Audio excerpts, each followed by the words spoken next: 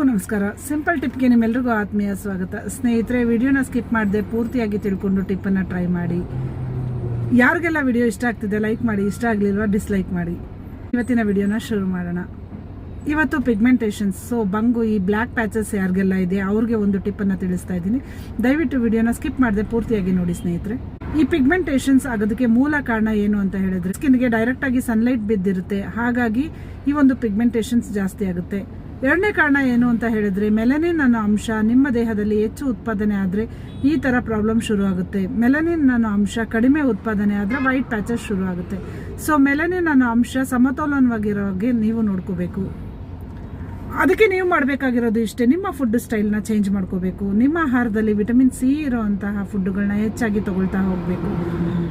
ಬ್ರಾಕ್ಲಿನ ತಗೊಳ್ಳಿ, ಎಲೆಕೋಸನ್ನ ತಗೊಳ್ಳಿ, ಸೊಪ್ಪನ್ನ ತಗೊಳ್ಳಿ, ಅತಿ ಹೆಚ್ಚು ತರಕಾರಿಗಳನ್ನ ಸೇವನೆ ಮಾಡ್ತಾ ಹೋಗಿ. ಹಸಿರು ತರಕಾರಿಗಳನ್ನ ನೀವು ಹೆಚ್ಚು ಸೇವನೆ ಮಾಡಿದಷ್ಟು ನಿಮಗೆ ಈಗಾಗಿರುವಂತಹ ಪಿಗ್ಮೆಂಟೇಷನ್ ಕ್ರಮೇಣವಾಗಿ 6 ಮಂತ್ಸಲ್ಲಿ ಕಡಿಮೆ ಆಗುತ್ತೆ ಸ್ನೇಹಿತರೆ.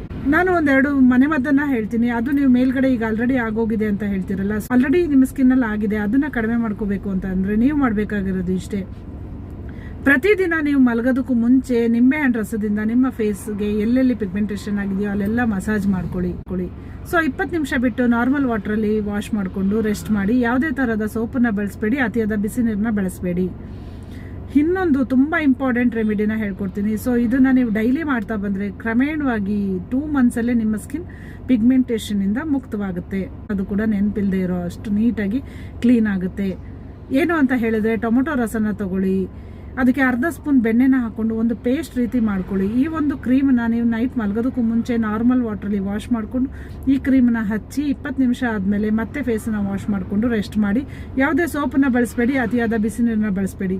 2 ಮಂತ್ಸಲ್ಲೇ 90% ರಿಸಲ್ಟ್ ನಿಮ್ಗೆ ಬರುತ್ತೆ. ಏನು ಅಂತ ಹೇಳಿದ್ರೆ, ನಿಮಗೆ ಡೈಲಿ ಮಾಡ್ಕೊಳ್ಳೋದಕ್ಕೆ ಆಗ್ತಿಲ್ಲ ಅಂತ ಹೇಳಿದ್ರೆ 2 ಡೇಸ್ಗೆ ಒಂದ್ಸಲ ಏನಾದರೂ ಈ ಒಂದು ಟಿಪ್ಪನ್ನು ಟ್ರೈ ಮಾಡ್ತಾ ಬನ್ನಿ. ಈ ಒಂದು ಸಮಸ್ಯೆಯಿಂದ ಹೊರಗಡೆ ಬರ್ಬೋದು. ಟಿಪ್ ಇಷ್ಟ ಆಯಿತು ಅಂದ್ಕೊತೀನಿ. ಹೊಸದೊಂದು ಟಿಪ್ನೊಂದಿಗೆ ಮತ್ತೆ ನಿಮ್ಮನ್ನು ಭೇಟಿ ಮಾಡ್ತೀನಿ. ಎಲ್ಲರಿಗೂ ಒಳ್ಳೆಯದಾಗಲಿ.